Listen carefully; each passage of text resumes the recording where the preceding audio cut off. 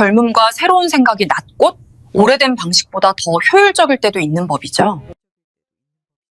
6년간 통역사로 일했지만 중요한 협상이 열리기 바로 전날 저는 교체 통보를 받았습니다. 새로 온 사람은 더 유능하고 심지어 몸값도 더 저렴하다고 했습니다. 저는 담담하게 인수인계를 마쳤습니다. 회의가 시작되고 상대방이 단 한마디를 던지자 회의장은 순식간에 얼어붙었습니다. 마음 정거장에 오신 여러분을 환영합니다. 제 사무실은 6층 복도 가장 구석진 곳에 있었습니다. 서울의 아침 햇살이 낡은 나뭇잎 사이를 비집고 들어와 두껍게 쌓인 서류 더미 위로 얼룩덜룩한 빛, 그림자를 남기곤 했습니다. 제 이름은 서지혜, 고향 땅의 쌀 한 톨처럼 소박한 이름입니다. 해외 통역사로 일한 6년 동안 저는 수많은 협상 테이블을 거치며 비즈니스의 성공과 실패를 숱하게 목격했습니다. 하지만 이번 프로젝트만큼 제 모든 것을 쏟아부은 적은 없었습니다. 우리 회사와 일본 최고의 농업 대기업 간의 신품종 벽시 기술 이전 계약이 걸린 일이었습니다. 저는 한 달 내내 자료 연구에만 매달렸습니다.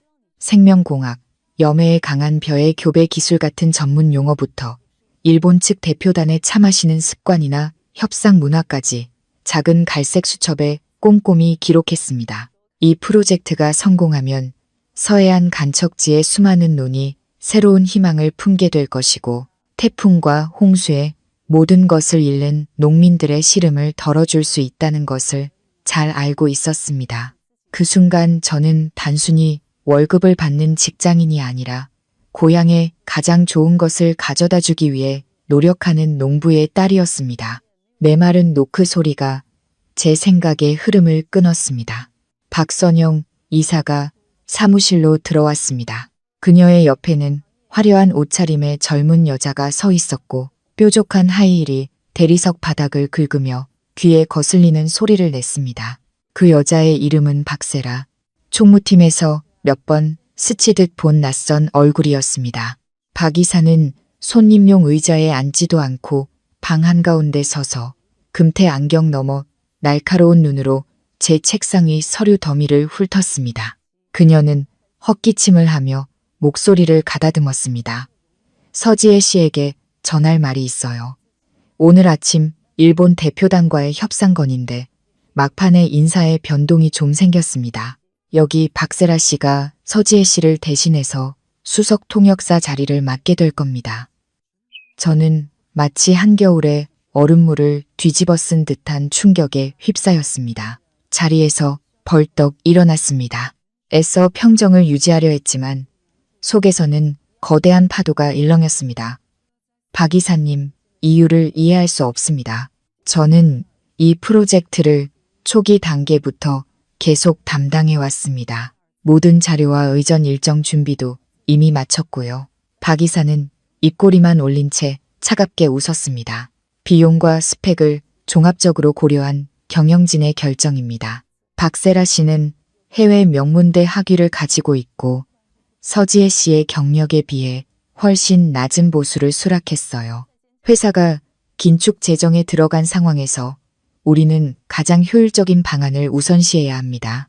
게다가 젊음과 새로운 생각이 낡고 오래된 방식보다 더 효율적일 때도 있는 법이죠. 저는 세라 씨 쪽을 쳐다봤습니다. 그녀는 손거울을 보며 립스틱을 고쳐 바르느라 여념이 없었습니다. 마치 다른 사람의 노력을 빼앗는 것이 당연하다는 듯한 태연한 얼굴이었습니다. 저는 박세라가 박 이사의 조카라는 사실을 잘 알고 있었습니다. 명문대 학위나 비용 절감은 이 회사를 조용히 좀먹고 있는 족벌주의를 가리기 위한 허울 좋은 명분에 불과했습니다. 저는 깊게 숨을 들이마시고 분노로 떨리는 손을 책상 아래에서 마주 잡았습니다. 그리고 또렷한 목소리로 대답했습니다. 경영진의 지시라면 따르겠습니다. 하지만 이번 벽시 프로젝트는 매우 특수한 기술 지표들이 많아서 제대로 파악하지 않으면 통역 과정에서 심각한 오류가 발생할 수 있습니다. 박 이사는 경멸이 가득한 손짓으로 제 말을 잘랐습니다. 쓸데없는 걱정은 마세요. 세라 씨는 아주 똑똑하니까 지금 당장 모든 자료를 인계하세요. 서지혜 씨도 회의에는 동행해야 하지만 어디까지나 비상 상황을 대비한 지원 인력 역할입니다. 저는 수많은 밤을 새워가며 완성했던 서류들을 조용히 거두어 새빨간 매니큐어가 칠해진 세라의 손에 넘겨주었습니다. 그들이 떠나자 사무실에는 무서울 정도의 정적만이 남았습니다. 저는 자리에 주저앉아 창밖을 내다봤습니다. 회사 대표단이 탈차가 마당에서 대기하고 있었습니다. 가슴이 답답해진 것은 화려한 자리를 빼앗겼기 때문이 아니었습니다. 수많은 사람들의 땀과 노력이 한 개인의 경솔함과 사적인 욕심 때문에 물거품이 될지도 모른다는 두려움 때문이었습니다. 우리를 태운 차는 회사를 떠나 서울의 복잡한 거리를 뚫고 강남의 국제 컨벤션 센터로 향했습니다. 그곳은 일본 측이 협상의 격식과 보안을 고려해 선택한 장소였습니다. 좁은 차 안에서 세라에게서 풍겨오는 짙은 향수 냄새에 숨이 막힐 것 같았습니다. 박 이사는 앞자리에 앉아 평소의 위압적인 모습과는 전혀 다른 다정한 목소리로 조카에게 이것저것 당부하고 있었습니다. 저는 맨 뒷자리에 앉아 무전기와 예비 서류가 든 가방을 꼭 껴안고 있었습니다. 마치 내가 모든 무기를 준비한 전쟁터에서 나는 이방인이 된 기분이었습니다. 세라가 머리를 쓸어 넘기려고 손을 올렸을 때 차창으로 들어온 빛이 그녀의 손목을 비추었습니다. 로즈골드 색상의 보석이 박힌 값비싼 시계가 반짝였습니다. 저는 순간 멈칫했습니다. 저 시계는 작년 송년회 때 박 이사가 자랑하던 한정판 모델이었습니다. 큰 계약을 성공시킨 기념으로 받은 선물이라고 했었는데 이제 그 시계는 세라의 손목 위에서 그들 사이의 끈끈한 관계를 증명하는 증거처럼 빛나고 있었습니다. 불공평함이 너무나도 명백했습니다. 저는 깨달았습니다. 이 게임에서 내 능력이 아무리 날카롭다 한들 인맥과 권력이라는 방패를 뚫기는 어렵다는 것을. 세라가 백미러를 통해 저를 보며 의기양양한 미소를 지었습니다. 그녀는 제가 건넨 서류철을 펼쳐보는 듯 했지만 몇 장 넘기다 말고는 다시 덮고 스마트폰으로 수다를 떨기 시작했습니다. 그녀는 그 서류 속 숫자 하나하나에 실험론 위에서 땀 흘린 농업 기술자들의 노고가 담겨 있다는 사실을 전혀 알지 못했습니다. 컨벤션 센터의 웅장한 로비에 들어서자 우리 회사 대표인 강태준 사장이 늘 그렇듯 근엄한 표정으로 기다리고 있었습니다. 그는 32살의 젊은 리더였지만 과감한 결단력과 넓은 비전으로 이미 명성이 자자했습니다. 태준 씨는 완벽하게 재단된 짙은 남색 정장을 입고 있었고 진지한 얼굴과 총명함이 빛나는 눈을 가지고 있었습니다. 그는 현재 위독하신 아버지 강민석 회장님의 오랜 염원을 실현하고자 이 벽시 프로젝트를 강력하게 추진해 온 사람이었습니다. 태준 씨는 우리에게 다가와 가볍게 고개를 끄덕였습니다. 그가 수석 통역사 자리에 서 있는 세라를 보았을 때 그의 눈썹이 살짝 치켜 올라갔지만 이내 평정을 되찾았습니다. 박 이사가 재빨리 나섰습니다. 강 사장님, 이쪽은 저희 회사의 새로운 언어 전문가 박세라 씨입니다. 국제 교류에 신선한 활력을 불어넣기 위해 오늘 통역을 담당할 겁니다. 서지혜 씨는 뒤에서 지원할 예정이고요. 태준 씨는 저를 잠시 바라봤습니다.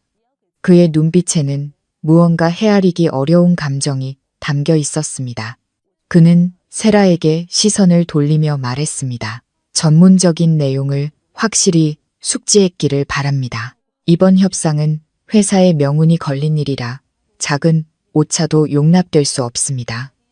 세라는 환하게 웃으며 명랑한 목소리로 대답했습니다. 걱정 마세요, 사장님. 준비는 완벽합니다. 저는 뒤에서 조용히 그들을 지켜봤습니다. 마음속으로는 회사와 농민들의 공동 이익을 위해 모든 일이 순조롭게 풀리기를 간절히 바랐습니다. 하지만 세라의 가벼운 태도는 저를 불안하게 만들었습니다. 저는 녹음 장비와 수첩을 다시 한번 점검하며 지원 인력의 역할에 충실할 준비를 했습니다. 비록 부당한 대우를 받았지만 통역사로서의 직업 윤리를 저버릴 수는 없었습니다. 협상 시간이 다가오자 회의실의 공기는 활시위처럼 팽팽해졌습니다. 일본 측 파트너들이 회의실로 들어섰습니다.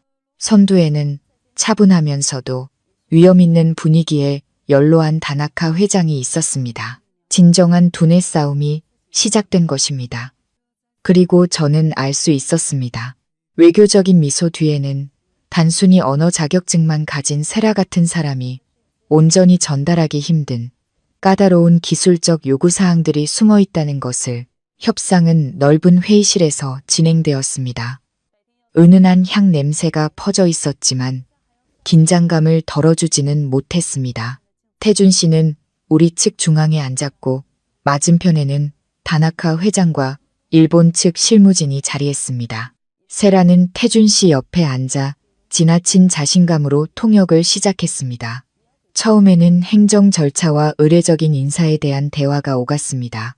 이런 것들은 교과서에도 나오는 정형화된 표현들이라 세라는 제법 잘 해냈습니다. 하지만 회의가 기술 이전의 핵심 조건과 교배 기술의 상세 지표로 넘어가자 문제가 발생하기 시작했습니다. 다나카 회장은 일본 벼 품종이 한국의 염도가 높은 토양에 적응하는 능력에 대해 말했습니다. 그는 벼의 생물학적 특성에 관한 수많은 전문 용어를 사용했습니다. 세라는 당황하기 시작했습니다. 그녀는 상대방의 의도를 정확하게 표현할 한국어 단어를 찾지 못했습니다. 명확하게 설명하는 대신 그녀는 모호하고 일반적인 단어들을 사용했고 협상의 내용은 점점 왜곡되었습니다. 태준 씨는 그녀의 서툰 통역을 들으며 미간을 찌푸렸고 방구석에 앉아있는 저를 힐끗 쳐다봤습니다. 난관의 절정은 다나카 회장이 말을 멈추고 태준 씨를 똑바로 쳐다보며 일본의 오래된 속담 한마디를 느릿하게 던졌을 때였습니다. 그것은 장기적인 협력 관계에서의 진심과 감사의 중요성을 담은 깊은 의미의 비유적인 표현이었습니다. 세라는 그 자리에 얼어붙었습니다. 그녀는 그 속담을 이해하지 못했고 그것이 어떤 문화적 배경을 가졌는지도 몰랐습니다. 그녀는 한동안 침묵했고 얼굴은 새하얗게 질렸으며 이마에는 식은땀이 송골송골 맺혔습니다. 잠시 머뭇거리던 세라는 기계적이고 건조하게 번역했습니다. 상대방께서 벼를 심는 데는 물이 많이 필요하다고 말씀하십니다. 회의실 전체가 어색한 침묵에 휩싸였습니다. 다나카 회장은 희미하게 고개를 저었고 그의 늙은 얼굴에는 실망감이 역력했습니다. 일본인들에게 있어 문화적 비유를 올바르게 이해하는 것은 파트너 간의 최소한의 존중을 보여주는 것이었습니다. 이런 식의 오역은 그들의 진심을 모욕하는 것과 다름없었습니다. 뒤에 앉아있던 박 이사가 세라에게 필사적으로 눈짓을 보냈지만 그녀는 고개를 숙인 채 모두의 시선을 피할 뿐이었습니다. 태준 씨가 이 어색한 상황을 수습하려 입을 열었지만 저는 이 문제의 본질을 바로잡지 않으면 협상이 즉시 결렬될 위험이 있다는 것을 알았습니다. 누구의 허락도 기다리지 않고 저는 자리에서 일어나 침착하고 전문적인 태도로 협상 테이블로 다가갔습니다. 저는 다나카 회장에게 정중한 일본식 예법으로 고개를 숙여 인사한 뒤 태준 씨와 회의에 참석한 모든 분들을 향해 말했습니다. 여러분, 잠시 다나카 회장님의 깊은 뜻을 정정하고 부연 설명을 드려도 괜찮겠습니까? 회장님께서 방금 사용하신 속담 지르호도 터우 타레르 스목 하나 익을수록 고개를 숙이는 벼이삭은 황금빛 벼이삭이 진실된 마음의 땅 위에서만 싹을 틔우며 감사의 마음이야말로 풍성한 수확을 지속시키는 가장 맑은 물이라는 의미를 담고 있습니다. 저는 이어서 일본어로 다나카 회장에게 설명했습니다. 우리 회사는 회장님의 경영 철학을 깊이 존중하며 저희에게도 콩 심은 데 콩 나고 팥 심은 데 팥 난다는 비슷한 신념이 있다고 말입니다. 저는 단순히 문자적인 의미만 번역한 것이 아니었습니다. 그 안에 한국인의 정과 의리를 녹여내 보이지 않지만 견고한 문화의 다리를 놓았습니다. 다나카 회장의 눈이 환하게 빛났습니다. 그는 상쾌하게 웃으며 연신 고개를 끄덕였고 저와 훨씬 더 열정적으로 대화를 나누기 시작했습니다. 태준 씨는 놀라움과 감탄이 뒤섞인 눈으로 저를 바라봤습니다. 그는 제가 가진 지식이 단순히 책에서 나온 것이 아니라 문제의 근원을 끝까지 파고드는 진심에서 비롯된 것임을 깨달았습니다. 그 후의 협상은 제 능숙한 통역 아래 매우 순조롭게 진행되었습니다. 세라는 옆으로 밀려나 창피함과 분노로 얼굴이 시뻘개졌습니다. 박 이사는 자신의 실패를 억누르려는 듯 두 손을 꽉 쥔 채 앉아 있었습니다. 오전 회의를 마치고 다나카 회장은 제게 다가와 악수를 청하며 태준 씨에게 말했습니다. 귀사의 전문가팀, 특히 서지혜 씨의 깊은 문화적 이해에 깊은 감명을 받았습니다. 대표단이 떠난 후 태준 씨는 한동안 저를 바라보더니 짧지만 천근 같은 무게가 실린 한마디를 건넸습니다. 고맙습니다. 서지혜 씨, 지혜 씨가 아니었다면 우리는 천근 같은 기회를 놓쳤을 겁니다. 저는 안도의 미소를 지었습니다. 하지만 저는 이것이 더 긴 싸움의 시작일 뿐이며 회사의 어두운 그림자들이 빗속으로 드러나기를 기다리고 있다는 것을 알고 있었습니다. 일본 대표단을 배웅한 후 사무실 분위기는 이상할 정도로 무겁게 가라앉았습니다. 박 이사는 재빨리 세라를 데리고 개인 사무실로 들어가 문을 쾅 닫아버렸습니다. 저는 로비에 서서 협상 테이블에 남은 서류들을 조용히 정리했습니다. 문득 한 시선이 제게 쏠리는 것을 느꼈습니다.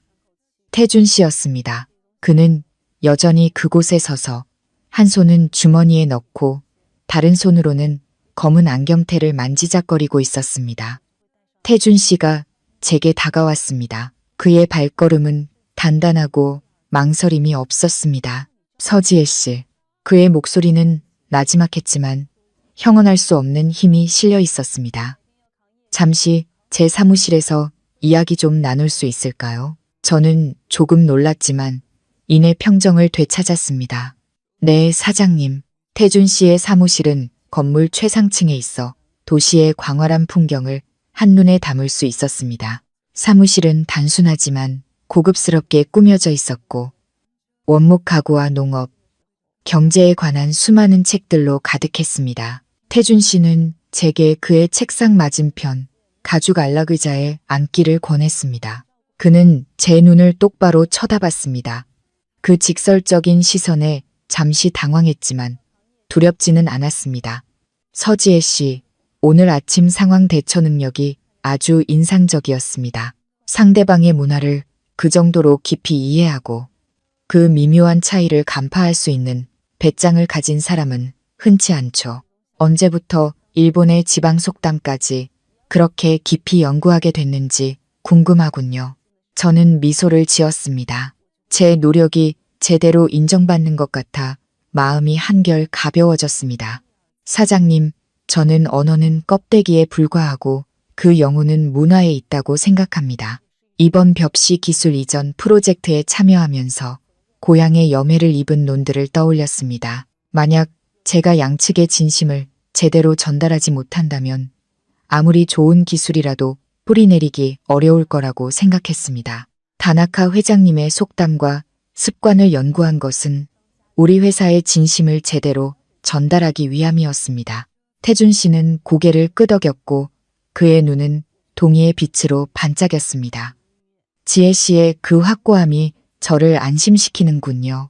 사실 저는 이미 지혜 씨의 보고서를 읽었습니다. 염해의 강한 벼의 교배 기술에 대한 분석은 제가 평범한 통역사에게 기대했던 것보다 훨씬 날카로웠습니다. 그는 잠시 말을 멈추고 한숨을 쉬더니 말을 이었습니다. 박 이사가 막판에 인사를 교체한 것이 지혜 씨에게 어려움을 주었다는 것을 압니다. 하지만 현재 회사 구조에서 박 이사는 꽤 중요한 역할을 맡고 있고 이 사회 내에서도 상당한 영향력을 가지고 있습니다. 그녀가 자기 사람을 씹는 것은 제가 예의주시하고 있는 문제입니다. 저는 침묵을 지켰습니다. 최고위층의 권력 다툼에 깊이 개입하고 싶지 않았습니다. 태준 씨는 화려한 석양빛을 반사하는 고층 빌딩들이 보이는 창밖을 내다봤습니다. 제 아버지 강민석 회장님께서는 이 프로젝트에 큰 기대를 걸고 계십니다. 아버지는 늘 과학기술로 한국 농민들의 삶을 개선하는 것에 대해 고심하셨습니다. 현재 건강이 좋지 않으셔서 제가 아버지의 염원을 무슨 수를 써서라도 지켜내야 합니다. 그는 다시 저를 보았습니다. 그의 얼굴은 매우 진지했습니다. 저는 앞으로의 여정에서 지혜 씨처럼 진정한 능력과 절대적인 정직함을 갖춘 사람이 제 곁에 필요합니다. 단순한 통역사의 역할을 넘어 저를 더 많이 도와줄 의향이 있습니까? 저는 이 젊은 리더에게서 신뢰감을 느꼈습니다. 그것은 무거운 책임감을 동반하지만 동시에 매우 영광스러운 제안이었습니다. 사장님, 그것이 회사의 이익과 농민들을 위한 벽실을 위한 일이라면 저는 언제든 준비되어 있습니다. 태준 씨는 미소를 지었습니다. 드물지만 아주 진실된 미소였습니다. 그렇게만 해준다면 더할 나위 없겠군요. 내일부터 독일 그룹과의 다음 프로젝트 전략 자문팀에 직접 참여해 주었으면 합니다. 박 이사의 간섭을 피하기 위해 정식 발령장을 내겠습니다. 저는 태준 씨의 방을 나오며 새로운 생각들로 머릿속이 가득 찼습니다. 제가 새로운 위치에 서게 되었고 그곳에서는 어두운 계략과 음모가 분명 더욱 치열해질 것이라는 것을 알았습니다. 박 이사와 세라는 제가 중용되는 것을 보고 가만히 있지 않을 것입니다. 헤어질 때 태준 씨의 눈빛이 제 마음속에 깊이 새겨졌습니다. 그것은 희망을 담고 있었지만 동시에 회사와 가족에게 닥쳐올 시련에 대한 깊은 고뇌도 담긴 눈빛이었습니다. 다음 날 이른 아침, 도시가 아직 옅은 안개에 잠겨 있고 차 소리가 시끄럽지 않을 무렵 태준 씨가 아침 식사를 하자며 전화를 걸어왔습니다.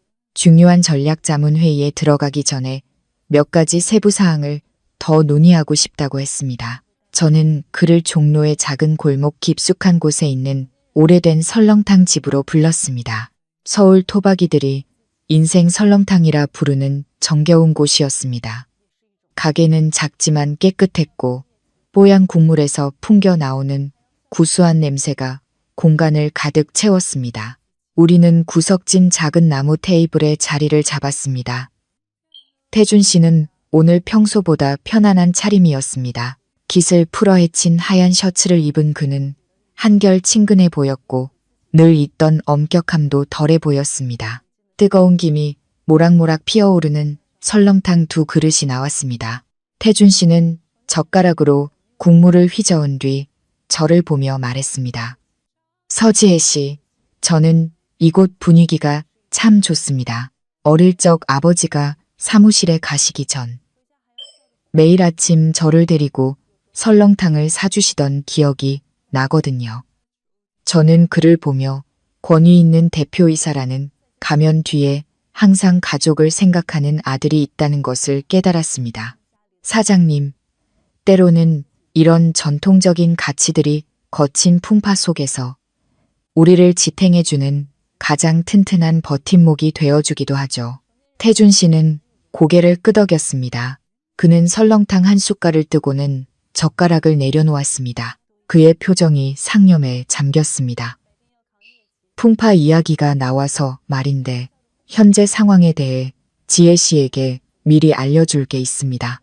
이번 독일 그룹과의 프로젝트는 첨단 농기계 기술에 초점이 맞춰져 있습니다. 이 분야는 박 이사가 통제권을 장악하려고 애쓰는 영역입니다. 그녀는 이미 인사팀에 압력을 넣어 자신의 측근들을 프로젝트 팀에 추가로 배치하기 시작했습니다. 저는 그의 걱정을 이해하며 귀를 기울였습니다. 사장님, 저는 독일 기술 관련 자료들을 준비할 준비가 되어 있습니다. 하지만 내부적으로 의견이 통일되지 않으면 파트너들이 우리의 비전문성을 눈치챌까 걱정됩니다. 태준 씨는 한숨을 쉬었습니다. 그의 눈에는 가족 이야기를 할 때면 슬픔이 어렸습니다. 아버지는 현재 자택에서 요양 중이십니다. 그런데 아버지를 돌보는 주 간병인이 박 이사가 소개한 사람입니다. 요즘 아버지의 정신이 매우 불안정하고 가끔씩 기억을 잃거나 이상한 행동을 보이십니다. 이전까지는 아주 총명하셨는데 너무 이상한 일입니다. 제 가슴이 철렁 내려앉았습니다. 족벌주의의 음모가 회사의 권력을 넘어 가장 소중한 가족의 건강까지 위협하고 있을지도 모른다는 생각이 들었습니다. 사장님, 조심하셔야 할 것 같습니다. 만약 회장님의 건강에 문제가 생긴다면 상속권과 그룹 경영권에 관련된 중요한 법적 문서들이 악용될 수 있습니다. 태준 씨는 제 눈을 똑바로 쳐다보며 단호한 목소리로 나지막이 말했습니다. 저도 그 점을 의심하고 있습니다. 그래서 지혜 씨가 전문적인 지원뿐만 아니라 제2의 눈이 되어 사무실에서 박 이사의 모든 움직임을 감시해 주었으면 합니다.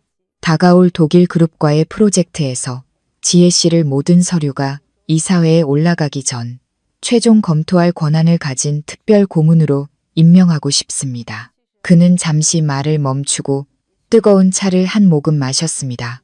박 이사는 분명 지혜 씨를 고립시키려 할 겁니다. 지난번 세라일 이후로 제가 지혜 씨를 중용하는 것을 못마땅해 하고 있으니까요. 회사에서 먹고 마시는 것 하나하나 조심하세요. 아주 사소해 보이는 것조차 함정일 수 있습니다. 아침 식사는 햇살이 높아져 낡은 기와 지붕 위로 금빛을 쏟아낼 무렵 끝이 났습니다. 저는 맛있는 설렁탕과 진심 어린 경고에 대해 태준 씨에게 감사 인사를 했습니다. 식당을 나서며 어깨 위의 짐이 조금 더 무거워진 것을 느꼈습니다.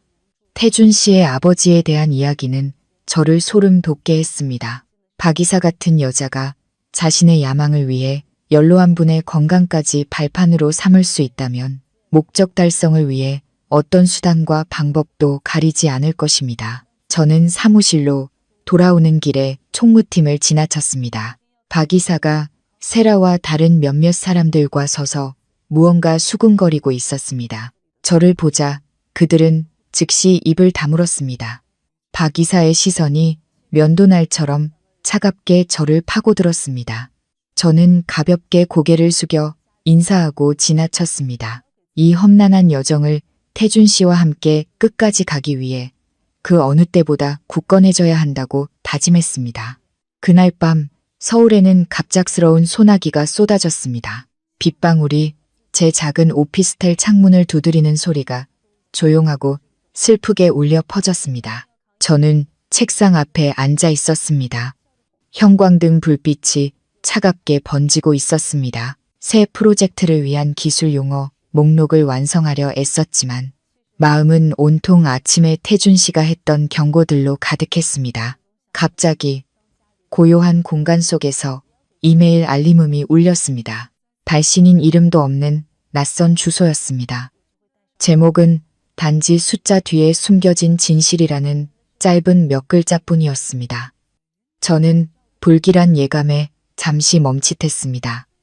조심스럽게 메일을 열었습니다. 안에는 지난 1년간의 회사 내부 지출 결에서 스캔 파일들이 첨부되어 있었습니다. 직원 급여 명세서를 훑어보며 제 심장이 빠르게 뛰기 시작했습니다. 실질적인 기여를 한 많은 베테랑 직원들의 급여와 상여금이 사규 위반이나 업무성과 미달 같은 모호한 이유로 삭감되어 있었습니다. 반대로 엄청난 급여와 상여금을 받은 사람들의 명단은 온통 낯선 이름이거나 한직에 갓 채용된 박 이사의 친인척들이었습니다. 끔찍한 불공평함이 건조한 숫자들을 통해 명백하게 드러났습니다. 매달 수억 원에 달하는 돈이 빼돌려져 박 이사와 밀접하게 관련된 개인 계좌들로 흘러 들어가고 있었습니다. 저는 다음 파일을 열었습니다. 그것은 실험 프로젝트에 농자재를 공급하는 업체 목록이었습니다. 청구된 가격은 시장 가격의 2배가 넘었고 주 공급업체는 박 이사의 남동생이 대표로 있는 신생 사기업이었습니다. 거미줄처럼 얽힌 족벌주의가 그룹의 재정 혈맥을 장악하고 있었습니다. 가장 끔찍했던 것은 흐릿하게 스캔된 손글씨 메모였습니다. 거기에는 회장님의 건강과 회사의 재정 상황에 대한 악의적인 소문을 퍼뜨려 소액 주주들의 지분을 탈취하려는 계획이 적혀 있었습니다. 이 음모의 배후는 다름 아닌 박 이사였습니다. 외부 세력의 적극적인 지원까지 받으면서 말입니다. 저는 컴퓨터 화면 앞에서 망연자실했습니다. 이 정보는 너무나 거대하고 위험했습니다. 누가 이 이메일을 저에게 보냈을까? 왜 하필 나였을까? 이것은 이 부패에 분노하지만 나설 용기가 없는 내부 고발자의 소행일까? 아니면 회사에 대한 나의 충성심을 시험하기 위한 또 다른 함정일까? 저는 심호흡을 하며 정신을 차리려 애썼습니다.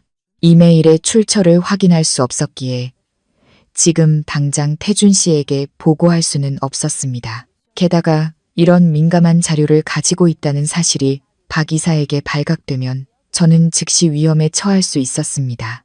저는 모든 데이터를 보안 USB에 백업하고 컴퓨터에서 모든 흔적을 깨끗이 지우기로 결정했습니다. 그날 밤 저는 한숨도 잘 수 없었습니다. 밖에서는 여전히 비가 추적추적 내렸습니다. 마치 자신의 노력을 착취당하고 있는 정직한 노동자들의 한숨 소리 같았습니다. 저는 태준 씨와 병상에 누워 계신 그의 늙은 아버지, 그리고 새로운 벽실을 기다리는 수많은 농민들을 생각했습니다. 제 양심이 침묵을 허락하지 않았습니다. 하지만 제 직업적 본능은 매우 신중하게 움직여야 한다고 경고했습니다. 다음 날 아침 저는 잠 부족으로 눈밑이 캄했지만 정신은 그 어느 때보다 맑았습니다. 엘리베이터에 탔는데 우연히 세라와 마주쳤습니다. 그녀는 오늘 새로운 명품 원피스를 입고 콧노래를 부르며 즐거워 보였습니다. 세라가 저를 보며 비꼬는 듯한 미소를 지었습니다. 서지혜 씨, 요즘 너무 열심히 일하는 거 아니에요? 어젯밤에도 자료 정리하느라 밤샜나 보네? 그러다 제 명에 못 살아요. 저는 옅은 미소를 지으며 대답하지 않았습니다. 가방 속 USB가 수토는 더 무겁게 느껴졌습니다. 그 안에 차가운 숫자들은 제 가슴을 불태우고 있었습니다. 소리 없는 전쟁은 이미 시작되었고 저는 이 그룹 전체를 뒤흔들 수 있는 시한폭탄을 손에 쥐고 있다는 것을 알았습니다. 박 이사가 다음 계획을 실행하기 전에 이 단서들을 태준 씨와 함께 분석할 수 있도록 가장 은밀한 방법으로 그에게 접근해야만 했습니다. 사무실에서 쉴 틈 없이 일한 후 태준 씨는 그의 아버지 강 회장님의 상태를 직접 살펴보기 위해 저를 그의 자택으로 데려가기로 했습니다. 그곳은 북한산 자락에 위치한 고풍스러운 한옥 저택으로 울창한 대나무 숲과 사시사철 푸른 소나무들 뒤에 숨어 있었습니다. 주변은 기이할 정도로 고요했고 오직 연못의 물결 소리와 바람이 나뭇잎 사이를 스치는 소리만이 들려왔습니다. 태준 씨는 저를 넓은 대청마루로 안내했습니다.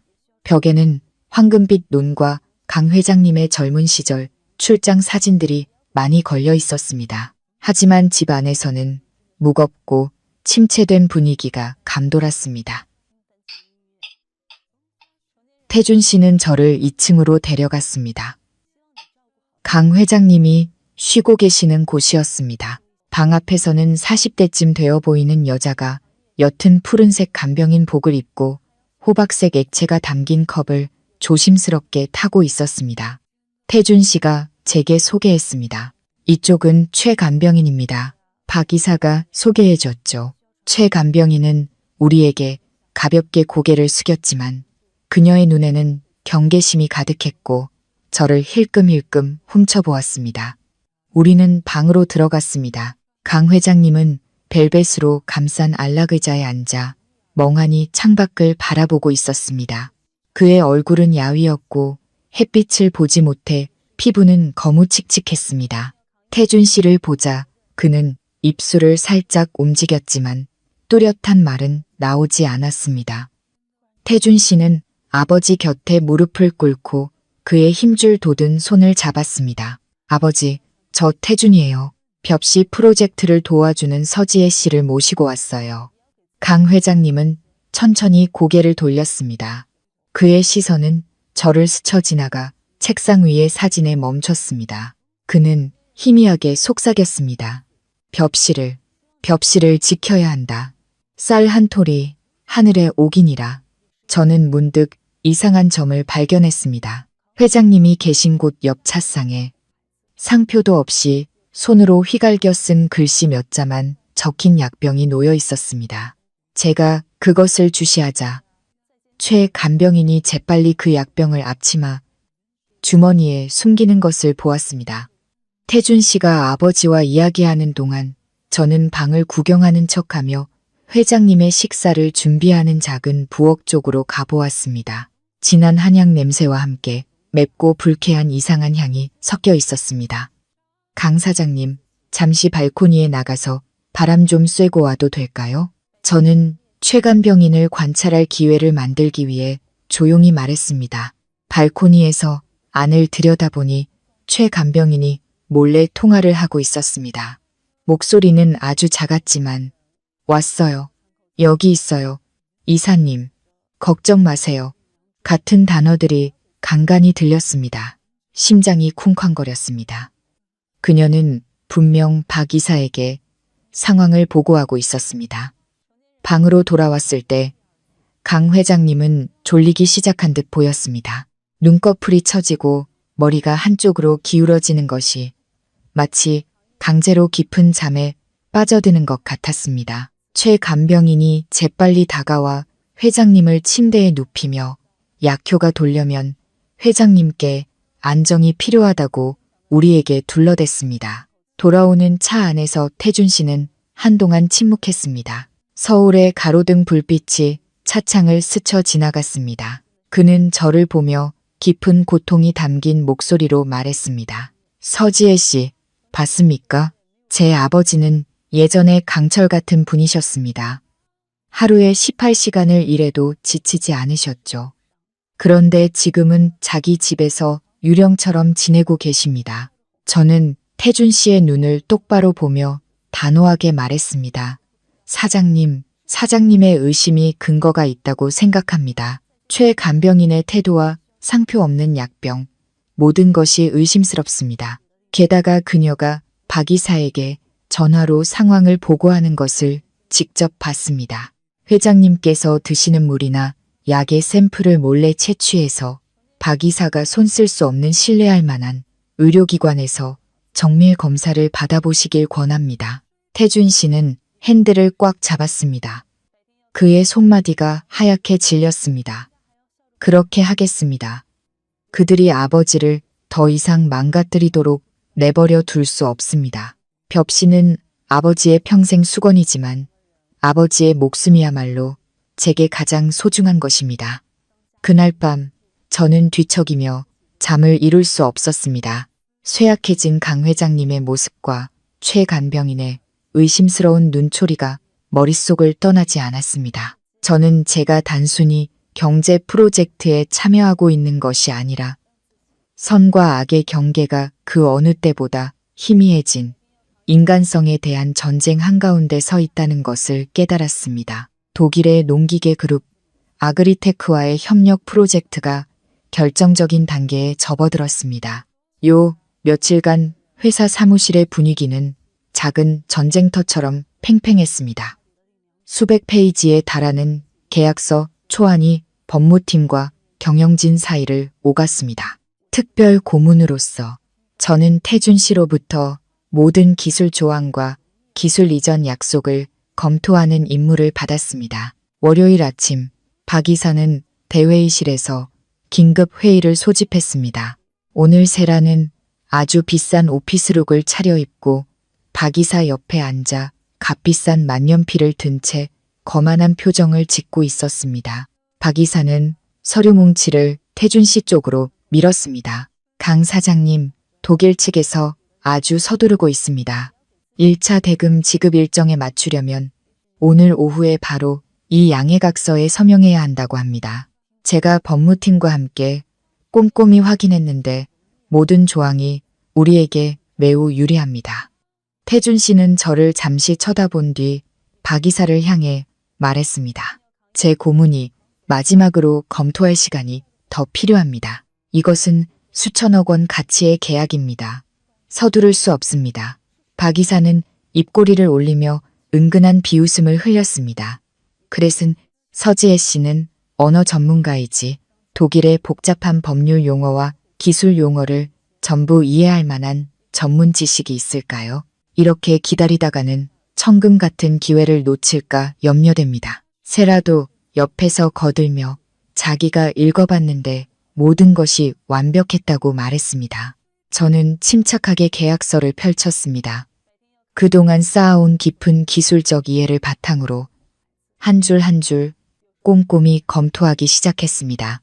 45페이지 손해배상 책임과 기술 보증에 관한 부분에서 저는 멈칫했습니다. 저는 고개를 들어 박 이사를 똑바로 쳐다본 뒤 태준 씨에게 말했습니다.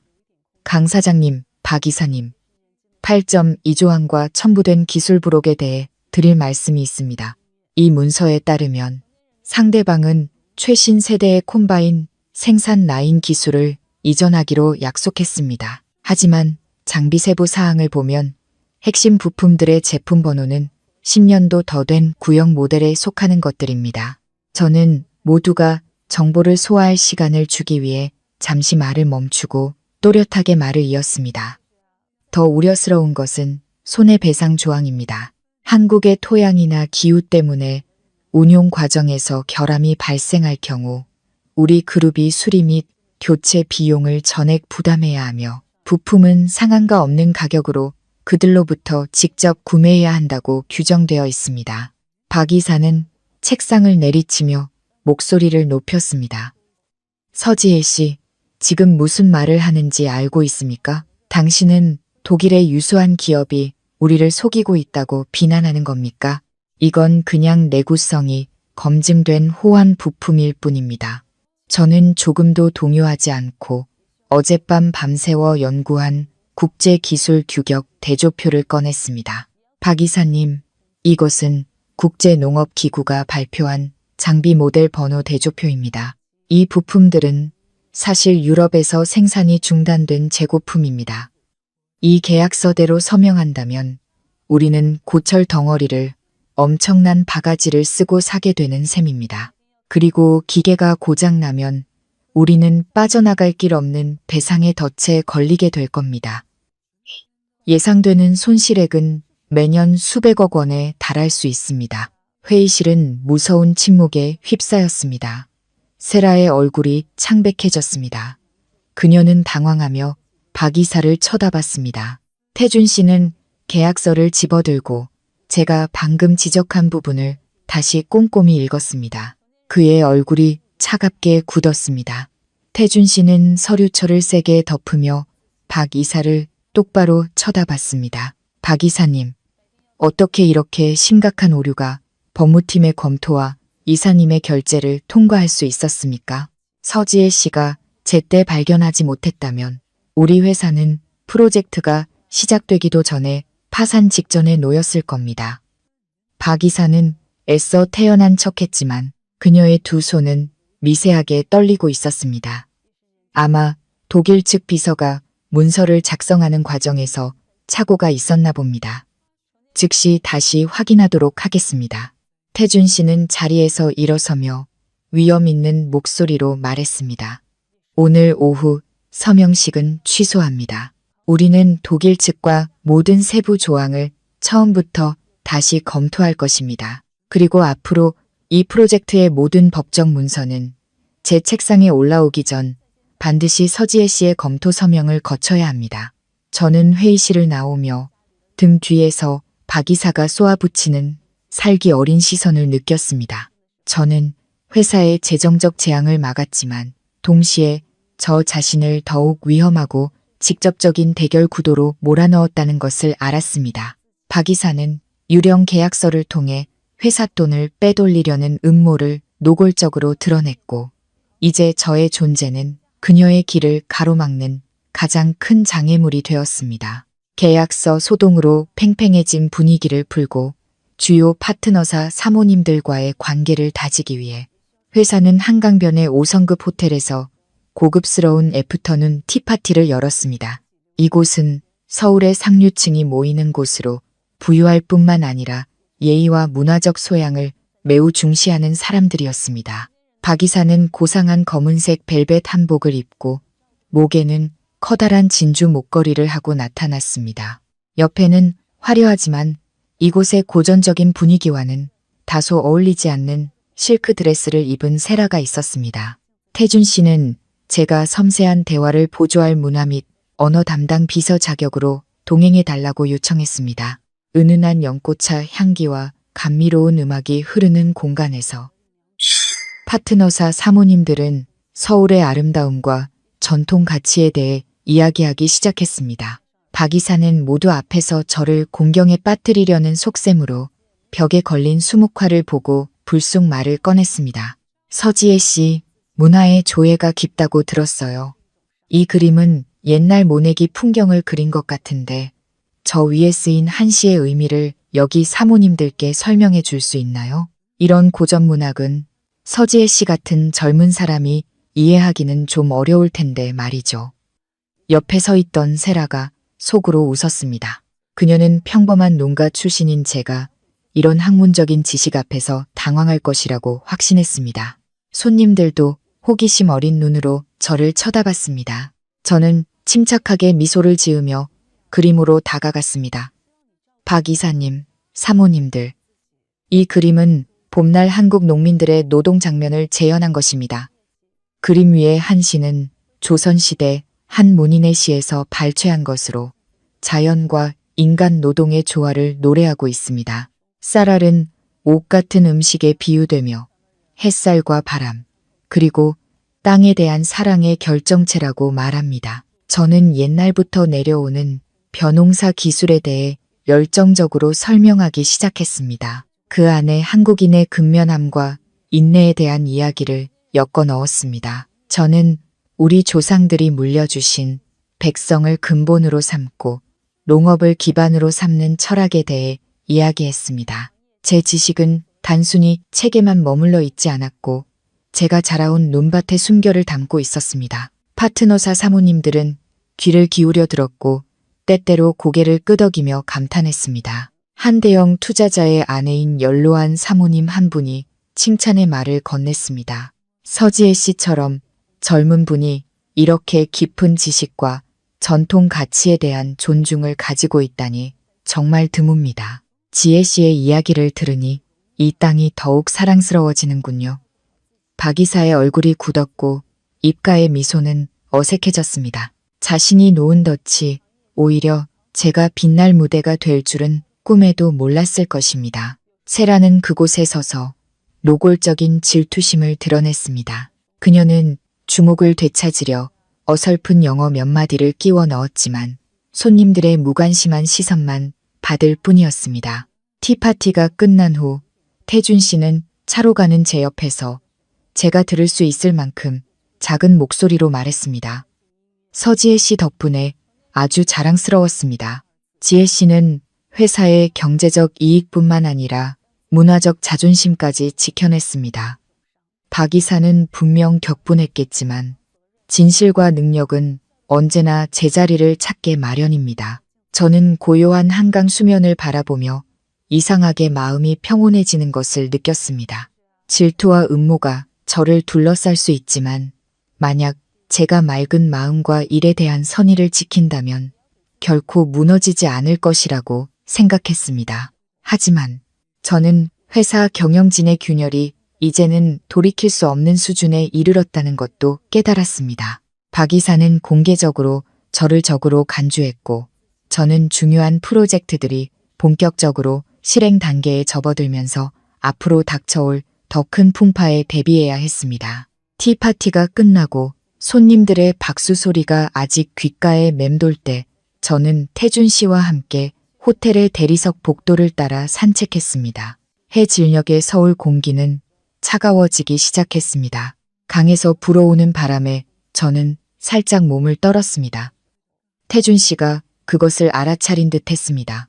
그는 걸음을 멈추고 활짝 핀 난초 정원 옆에 놓인 나무 벤치에 앉자고 제안했습니다. 그때 호텔의 작은 무대에서 국악기 소리가 은은하게 울려 퍼졌습니다. 가야금 소리였습니다. 맑으면서도 깊이 있는 그 소리는 기이할 정도로 우리의 뿌리를 떠올리게 했습니다. 아까부터 한국 문화에 깊은 관심을 보였던 독일 사모님이 우리에게 다가와 흥분된 목소리로 제안했습니다. 서지혜 씨, 당신 나라의 진짜 가락을 듣고 싶어요. 혹시 우리에게 민요 한 소절이라도 불러줄 수 있나요? 제가 태준 씨를 보자 그는 격려하듯 부드럽게 고개를 끄덕였습니다. 저는 무대로 올라가 두 손을 자연스럽게 모았습니다. 저는 판소리 춘향가의 한 대목을 선택했습니다. 그 가사는 사랑하는 이를 향한 애절한 마음을 담고 있었습니다. 제 노래 실력은 전문 소리꾼처럼 뛰어나지는 않았지만 투박하면서도 그 뿌리에서 나고 자란 사람의 모든 감정을 담고 있었습니다. 제가 목청을 틔우자 주위의 공간이 마치 멈춘 듯 했습니다. 저는 황금빛 벼이삭을 노래했고 실업논 위에서 흘리시던 부모님의 땀방울을 그리고 풍년을 바라는 꿈을 노래했습니다. 가락을 통해 저는 새로운 벼포기 옆에서 허리를 굽히고 계시던 아버지의 뒷모습을 보는 듯 했습니다. 제 시선은 우연히 태준 씨의 눈과 마주쳤습니다. 그는 그곳에 앉아 제가 이전에 본 적 없는 깊은 감동이 서린 눈으로 저를 바라보고 있었습니다. 노래가 끝나자 박수 소리가 터져 나오기 전까지 정원에는 절대적인 침묵이 흘렀습니다. 독일 사모님이 다가와 저를 껴안으며 영어로 말했습니다. 이 노래를 통해 우리가 추진하는 농업 프로젝트의 영혼을 느낄 수 있었다고 말입니다. 우리 둘만 남았을 때 태준 씨가 천천히 입을 열었습니다. 그의 목소리는 이상하게 나직하고 따뜻했습니다. 서지혜 씨, 고맙습니다. 지혜 씨의 노래를 들으니 아버지가 사무치게 그립습니다. 아버지는 제게 늘 말씀하셨습니다. 훌륭한 농업을 하려면 먼저 땅과 그 위에서 일하는 사람들에 대한 사랑이 있어야 한다고. 오늘 저는 지혜 씨에게서 그것을 진정으로 보았습니다. 저는 가볍게 고개를 숙였습니다. 형언할 수 없는 감정이 솟아올랐습니다. 강 사장님, 제게 벼는 단순히 비즈니스 상품이 아니라 생명 그 자체입니다. 제가 노래한 것은 파트너들이 우리의 기술뿐만 아니라 우리 민족의 영혼을 벽시 하나하나에 담고 있다는 것을 이해해 주길 바랐기 때문입니다. 태준 씨는 일어서서 제 어깨에 손을 얹으려는 듯하다가 이내 정중하게 거두었습니다. 지혜 씨는 제가 이 회사를 경영하는 동안 만난 가장 마음이 통하는 사람입니다. 아마 아버지가 옳았나 봅니다. 선한 씨앗들은 좋은 밭에서 서로를 알아본다고 하셨거든요. 저와 태준 씨 사이의 감정의 끈은 그 민요 가락을 통해 더욱 단단해진 것 같았습니다. 그것은 더 이상 단순한 상사와 직원의 관계가 아니라 같은 숭고한 목표를 향해 나아가는 두 영혼의 교감이었습니다. 하지만 저는 큰 기둥 뒤에 숨어 우리를 지켜보던 박 이사의 살기 어린 표정도 보았습니다. 우리의 유대가 강해질수록 그녀의 음모는 분명 더욱 잔혹하고 교활해질 것이었습니다. 토요일 오후 저는 낯선 번호로 걸려온 전화를 받았습니다. 박 이사의 익숙한 목소리가 들려왔습니다. 그녀는 개인적으로 할 이야기가 있다며 한강변의 고급스러운 카페에서 만나자고 요구했습니다. 저는 협상 테이블과 문화교류 행사에서의 연이은 실패 이후 박 이사가 저를 더 이상 가만두지 않을 것이라는 것을 알았습니다. 저는 약속 시간에 맞춰 카페에 도착했습니다. 박 이사는 이미 그곳에 앉아 시원한 바람이 부는 강이 바로 보이는 테이블에 자리를 잡고 있었습니다. 그녀는 오늘 전통적인 한복 대신 현대적인 서양식 정장을 입고 있었고 옅은 담배 연기 뒤로 날카로운 눈빛을 숨기고 있었습니다. 제가 도착한 것을 보고도 그녀는 앉으라고 권하지 않고 맞은편 의자를 턱으로 가리킬 뿐이었습니다. 박 이사는 마치 은혜를 베푸는 듯한 말투로 이야기를 시작했습니다. 서지혜 씨, 똑똑한 사람이니 알겠지만 이 회사는 원래 외부인이 쉽게 끼어들 수 없는 암묵적인 규칙들이 있어요. 당신의 통역 능력은 높이 평가하지만 내 경영 결정과 법적 문서에 의도적으로 개입하면서 선을 넘고 있어. 그녀는 가방에서 두툼한 봉투를 꺼내 제 쪽으로 밀었습니다. 이건 3천만 원입니다. 이 돈이면 한동안 생활비를 충당하고 고향에 있는 가족을 돕기에도 충분할 겁니다. 내 조건은 아주 간단해요. 지금 당장 사직서를 내고 이 도시를 떠나세요. 태준 씨의 보호가 있다고 해서 당신이 버틸 수 있을 거라 생각하지 마세요. 태준 씨는 아직 젊어서 이 사회의 복잡함을 다 이해하지 못합니다. 저는 테이블 위에 놓인 돈 봉투를 보며 마음속에서 경멸감이 솟구쳤습니다. 저는 침착하게 대답했습니다. 박 이사님, 저는 이 회사에 제 능력과 양심으로 입사했습니다. 제가 이벽시 프로젝트를 소중히 여기는 것은 농민들의 이익을 위해서이지 어떤 돈 때문이 아닙니다.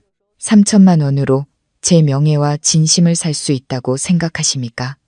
박 이사는 옅게 웃었고 그녀의 눈빛은 무감정하게 차가워졌습니다. 서지혜 씨, 명예가 경력을 대신해 주지는 않아요.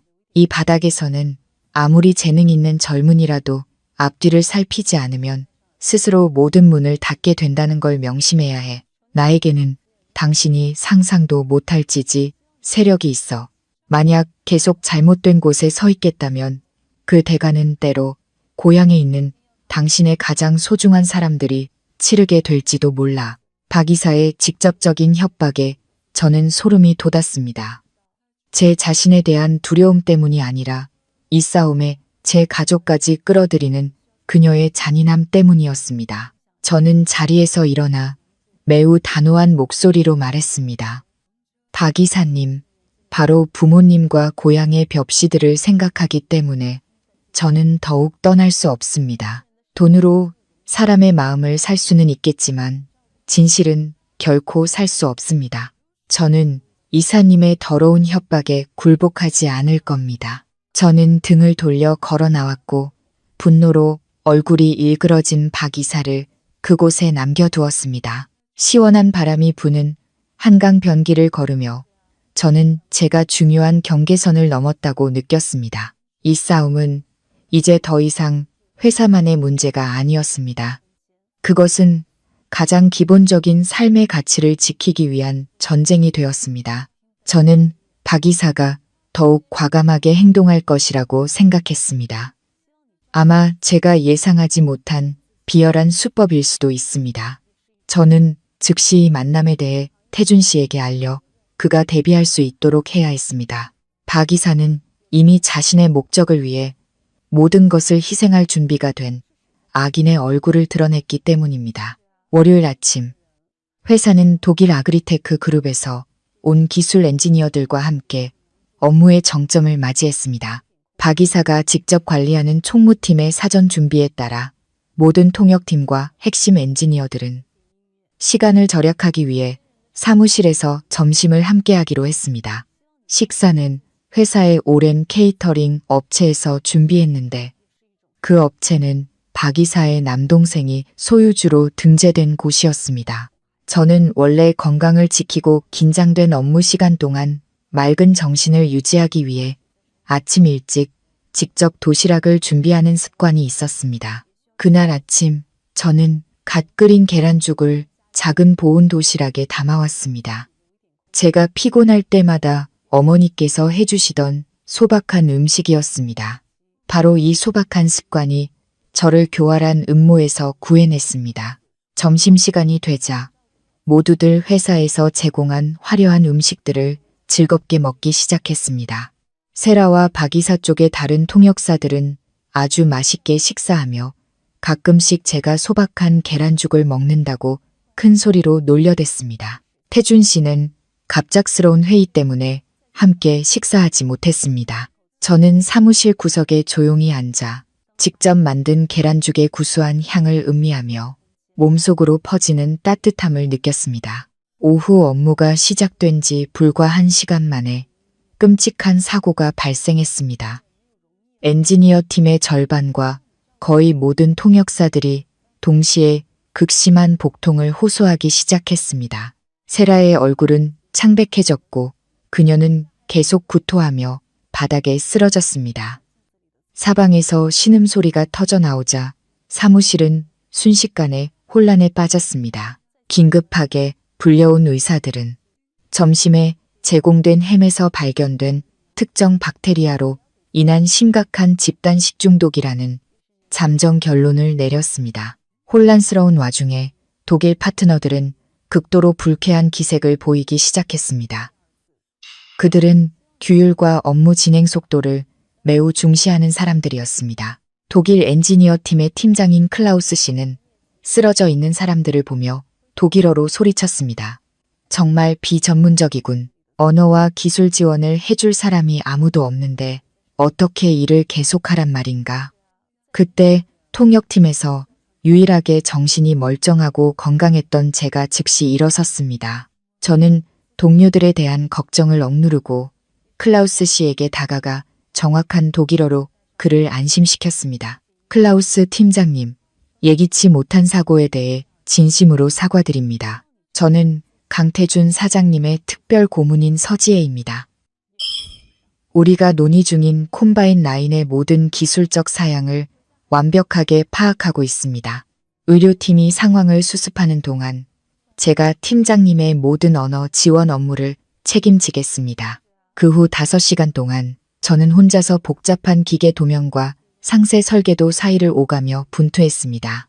밤을 새워가며 자료를 읽으며 쌓아온 지식이 이제야 빛을 발했습니다. 저는 숫자 하나 틀리지 않고 통역했으며 심지어 한국의 높은 습도 조건에 맞는 엔진 호환성에 대해 클라우스 씨에게 조언하기도 했습니다. 클라우스 씨의 태도는 짜증에서 놀라움으로 그리고 마침내는 저의 끈기와 전문성에 대한 존경으로 바뀌었습니다. 태준 씨는 엔지니어들을 응급실로 옮긴 후 병원에서 돌아왔습니다. 그는 제가 여전히 고출력 조명 아래에서 열심히 일하고 있는 것을 보고 기술실 문 앞에서 멈춰 섰습니다. 저를 바라보는 그의 눈빛에는 형언할 수 없는 감사가 담겨 있었습니다. 그는 만약 오늘 오후 제가 버텨주지 않았다면 이 수천억 원짜리 프로젝트가 이 의심스러운 식품 안전 사고 때문에 독일 파트너로부터 즉시 취소되었을 수도 있다는 것을 알았습니다. 클라우스 씨와 그의 동료들이 만족하며 떠난 늦은 저녁이 되어서야 저는 다리가 풀리는 것을 느꼈습니다. 태준 씨가 다가와 땀으로 축축한 제 손을 덮었습니다. 서지혜 씨, 오늘 지혜 씨의 계란죽이 지혜 씨뿐만 아니라 이 그룹의 미래 전체를 구했습니다. 저는 이 사고가 결코 우연이 아니라는 것을 압니다.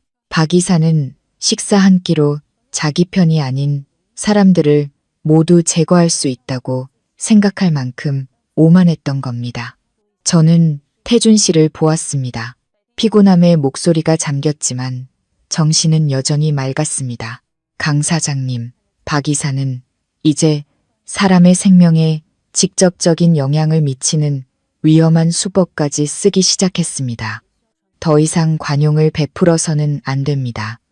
핵심 기술팀 전체가 기술 부록 서명을 앞둔 시점에 식중독에 걸렸다는 사실이 그녀의 관기를 가장 명백하게 증명합니다. 우리는 즉시 이 케이터링 업체로부터 증거를 수집해야 합니다. 태준 씨는 고개를 끄덕였습니다. 그의 얼굴에는 차가운 결단력이 서려 있었습니다. 이미 사람을 보내 음식 샘플을 수거하고 박 이사 남동생의 회사 주방을 봉쇄하도록 지시했습니다. 이 전쟁은 우리가 상상했던 것보다 훨씬 더 치열하고 피비린내 나는 새로운 단계로 접어들었습니다. 서지혜 씨, 지금부터 제 시야에서 벗어나지 마세요. 그녀는 이 잔혹한 계획을 망가뜨린 당신을 결코 용서하지 않을 겁니다. 그날 밤 그룹 연구실의 불은 여전히 환하게 켜져 있었습니다. 식중독 사건 이후 제 어깨에 지워진 업무량은 엄청났습니다. 열 센서와 유압 제어 시스템의 모든 상세 기술 도면을 독일 대표단이 다음날 이른 아침 떠나기 전에 다시 검토해야 했습니다. 태준 씨는 집에 가지 않고 제게 따뜻한 생강차 한 잔을 타준 뒤 맞은편 책상에 앉아 함께 자료를 한 장 한 장 넘겼습니다. 새벽 2시가 가까워지자 수면 부족으로 머리가 어지러웠지만 기술적인 숫자들은 여전히 눈앞에서 춤을 추고 있었습니다. 클라우스 씨가 가끔씩 들러 진행 상황을 확인했습니다. 그는 제가 여전히 복잡한 압력 밸브 기호들을 정확하게 구분하는 것을 보고 놀라움을 감추지 못했습니다. 그는 태준 씨의 어깨를 두드리며 독일어로 말했습니다. 이토록 끈기 있고 실무 지식이 뛰어난 통역사는 본 적이 없다고. 시계가 새벽 4시를 가리켰을 때 마지막 기술 보고서가 마침내 완성되었습니다. 저는 몸에 힘을 풀었습니다. 온몸의 뼈마디가 비명을 지르는 것 같았습니다. 태준 씨가 저를 보았습니다. 그의 눈에도 피로로 핏발이 서 있었지만 미소는 아주 따뜻했습니다. 그는 나지막이 말했습니다. 일 때문만이 아니라 이 프로젝트가 무너지지 않도록 지켜준 그 강인함 때문에 당신에게 가장 깊은 감사를 표합니다. 저는 차갑게 식은 차를 한 모금 마셨습니다. 이상하게 마음이 가벼워졌습니다. 강 사장님, 이 도면들 한가운데 서 있을 때 저는 월급을 위해 일한다고 생각하지 않았습니다. 고향의 밭, 햇볕 아래에서 힘들게 허리를 굽히고 계실 농부들을 생각했습니다. 이 기계들이 잘 작동한다면 그분들의 고생이 조금이라도 덜어질 테니까요. 그것이 제가 지난 16시간 동안 버틸 수 있었던 원동력이었습니다. 태준 씨는 한동안 말이 없었습니다. 그는 서울의 하늘이 밝아오기 시작하는 창밖을 내다봤습니다. 그는 자신과 뜻을 같이 하는 사람을 찾게 되어 정말 행운이라고 말했습니다. 저의 전문성은 그가 오랫동안 무심코 지나쳤던 경영 시스템의 많은 허점들을 보게 해주었다고 했습니다. 그는 독일 대표단을 공항에 배웅한 후 직접 저를 집에 데려다 주고 총무팀을 쇄신하기 위한 과감한 조치를 취하겠다고 약속했습니다. 우리는 첫 햇살이 회사 마당에 내리쬐기 시작할 때 함께 연구실을 나섰습니다. 제 발걸음은 비틀거렸지만 마음은 희망으로 가득 찼습니다. 그 16시간은 단순히 육체적인 도전이 아니었습니다. 그것은 비열한 음모 앞에서 한 정직한 노동자의 능력과 직업윤리를 확고하게 증명한 시간이었습니다. 저는 앞으로도 많은 풍파가 남아있다는 것을 알았지만 적어도 선의와 전문성은 언제나 어둠을 이겨낼 힘이 있다는 것을 증명했습니다. 박 이사와의 싸움이 가장 치열해질 무렵 예상치 못한 인물이 회사 본사에 갑자기 나타났습니다. 바로 태준 씨의 전처인 윤채원이었습니다. 그녀는 성공한 여성 사업가의 풍물을 풍기며 최고급 해외 명품 브랜드 의상을 입고 사무실에 들어섰습니다. 채원 씨는 현재 싱가포르에 본사를 둔 한 해외 투자 펀드의 대표였고 그들은 벽시 프로젝트에 자금을 투자하겠다는 의사를 밝히고 있었습니다. 태준 씨는 회의실에 박 이사와 함께 앉아있는 채원 씨를 보고 그 자리에 굳어버렸습니다. 그녀의 등장은 마치 과거의 유령이 돌아와 태준 씨가 오랫동안 묻어두려 했던 마음의 상처를 다시 들추는 것 같았습니다. 채원 씨는 아무런 감정의 동요 없이 차가운 눈으로 태준 씨를 바라봤습니다. 그녀는 날카로운 목소리로 자신의 펀드가 제시하는 투자 조건에 대해 설명하기 시작했습니다. 그것은 사실상 프로젝트의 경영권을 장악하려는 계획이었습니다. 저는 보좌역 자리에서 박 이사와 채원 씨 사이의 매끄러운 호흡을 지켜봤습니다. 두 여자는 마치 사전에 손을 잡은 듯 했습니다. 박 이사는 계속해서 화려한 말로 채원 씨의 투자 펀드를 칭찬하며 태준 씨에게 빨리 예비 약정서에 서명하라고 재촉했습니다.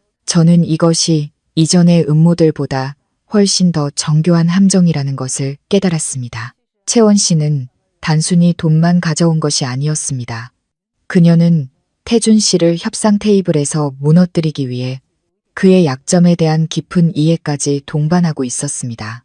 쉬는 시간에 저는 우연히 채원 씨와 박 이사가 발코니 구석에서 속삭이는 것을 목격했습니다. 채원 씨는 자신의 아버지가 잘 아는 옛 주주들을 통해 이사회에 압력을 가할 방법을 찾겠다고 말했습니다. 박 이사는 만족스럽게 고개를 끄덕이며 태준 씨가 정신적 압박감에 무너지기만 하면 이 그룹 전체가 곧 그들의 손에 들어올 것이라고 확신했습니다. 저는 이 사람들의 잔인함에 가슴이 답답해졌습니다. 그들은 돈뿐만 아니라 한때 가장 가까웠던 사람의 인생 전체를 파괴하고 싶어 했습니다. 회의실로 돌아왔을 때 저는 채원 씨를 똑바로 쳐다보며 그녀가 제안한 자본 구조에 대한 분석을 시작했습니다. 저는 의결권에 관한 조항들이 벽시 기술의 핵심에 대한 그룹의 자결권을 박탈할 것이라고 지적했습니다. 채원 씨는 눈썹을 치켜뜨며 저를 보았고 그녀의 입가에는 노골적인 경멸이 서려 있었습니다. 그녀는 제가 무슨 자격으로 이런 고위급 재무 문제에 간섭하냐고 물었습니다. 태준 씨는 그때 이미 평정을 되찾은 상태였습니다. 그는 일어서서 제 어깨에 손을 얹고 제가 그의 특별 고문이며 제 말이 곧 대표이사의 의견이라고 또렷하게 선언했습니다. 그는 채원 씨를 똑바로 쳐다보며 협력은 환영하지만 아버지의 평생 수건을 탐욕스러운 자본과 맞바꾸지는 않을 것이라고 말했습니다.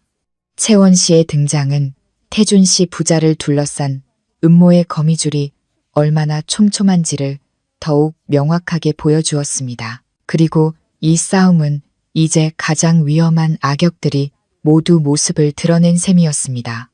태준 씨 아버지의 건강이 갈수록 악화되는 것에 대한 의심이 가시지 않자 저와 태준 씨는 위험한 계획을 실행하기로 했습니다. 주말 밤 최 간병인이 휴가를 내고 집에 간 틈을 타 우리는 강 회장님을 가명으로 중앙종합병원에 몰래 모시고 가 독성 물질과 신경에 대한 정밀 검사를 받게 했습니다.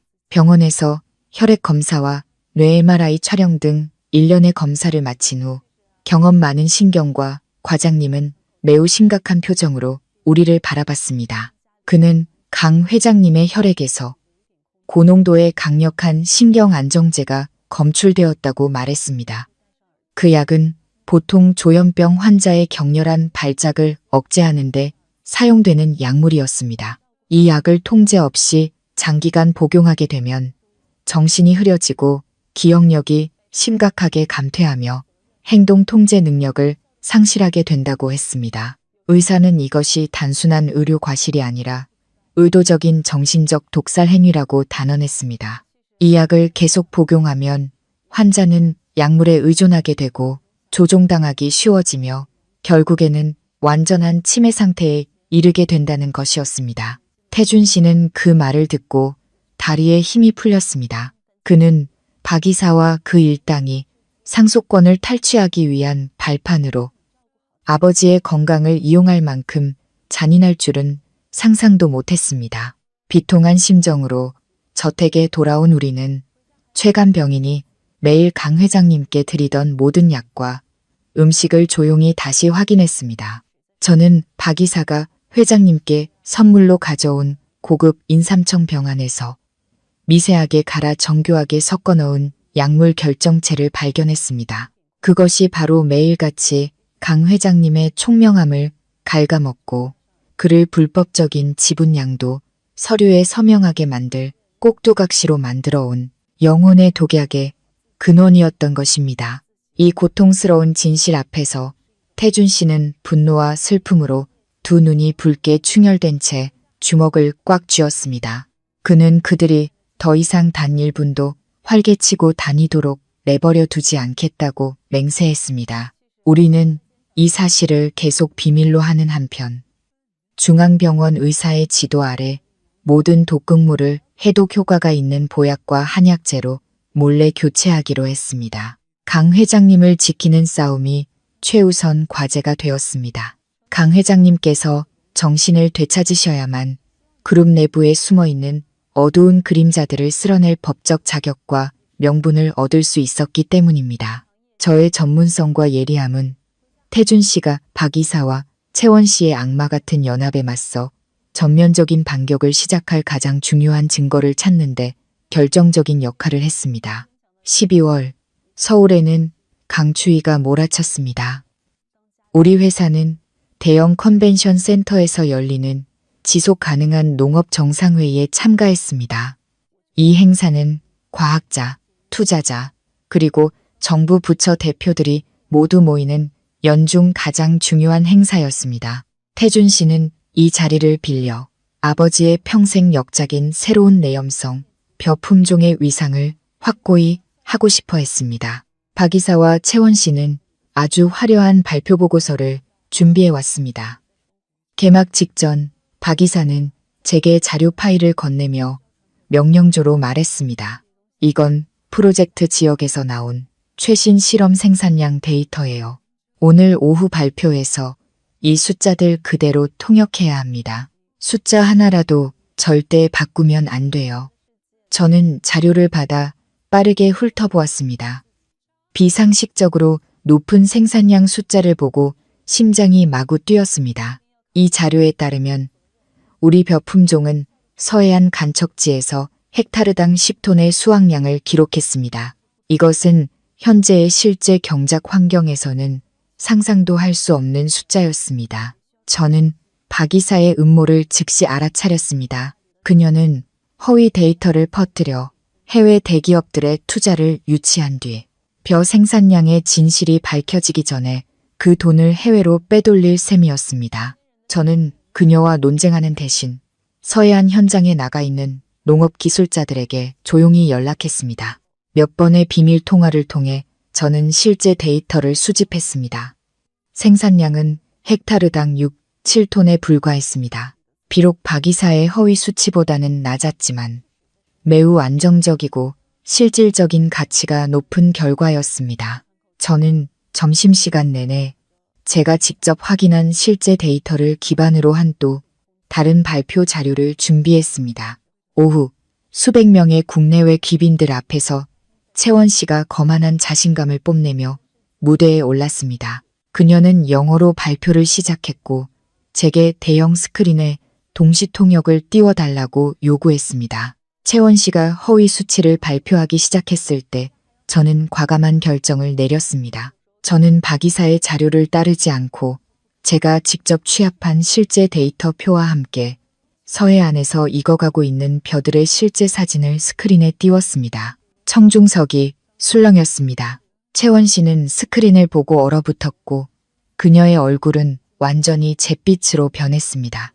귀빈석에 앉아있던 박 이사의 얼굴도 분노로 굳어졌습니다. 저는 힘있고 맑은 목소리로 한국어와 영어, 양쪽 언어로 농업 연구에서 정직함의 가치에 대해 설명했습니다. 저는 염해지에서 6톤의 쌀을 수확한 것은 종이 위에 그려진 어떤 허황된 숫자보다 더 위대하고 지속 가능한 실제적인 기적이라고 강조했습니다. 해외 전문가들은 보고서의 투명성과 진실성에 감탄하며 일제히 일어나 박수를 보냈습니다. 태준 씨는 무대 구석에 서 있었습니다. 그의 눈은 자부심으로 빛나고 있었습니다. 그는 제가 방금 회사를 국제적인 사기 스캔들에서 구해냈다는 것을 알았습니다.